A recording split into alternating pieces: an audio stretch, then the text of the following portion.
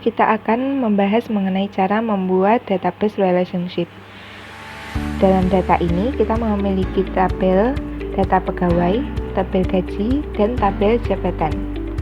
Pada tabel data pegawai terdiri dari beberapa informasi, yaitu mengenai informasi ID pegawai, nama pegawai, ID jabatan, dan ID gaji. Kemudian pada tabel gaji terdiri dari informasi ID gaji dan gaji. Kemudian pada tabel jabatan berisi informasi mengenai ID jabatan dan jabatan.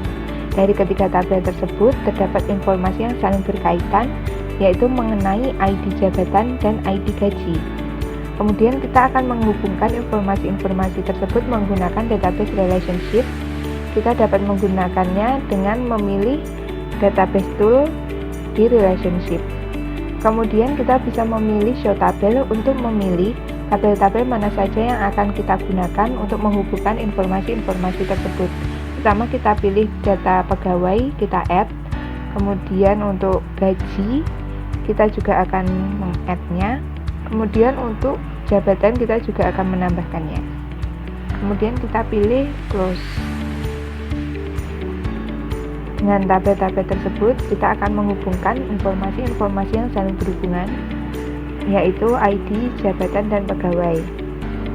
Pertama kita menghubungkan ID jabatan yang ada pada data pegawai dengan ID jabatan yang terdapat pada tabel jabatan. Ini merupakan contoh dari one-to-many relationship, dan kemudian kita akan create. Begitu juga pada ID gaji, kita juga akan menghubungkannya dengan ID gaji yang terdapat pada tabel gaji, dan merupakan contoh yang sama. Lalu kita akan create.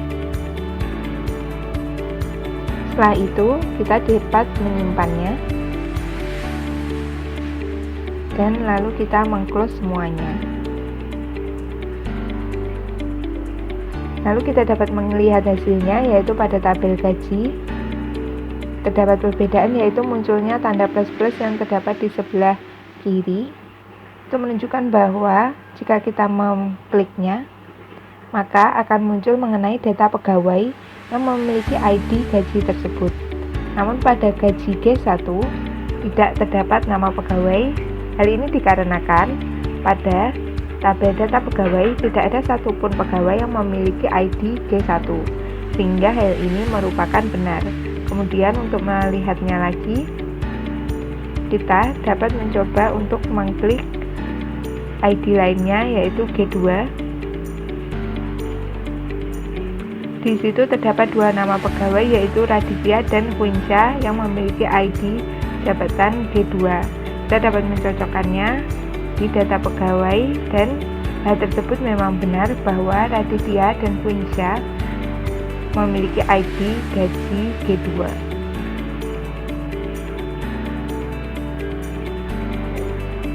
Hal ini juga berlaku untuk G3, 4, 5, 6, dan 7.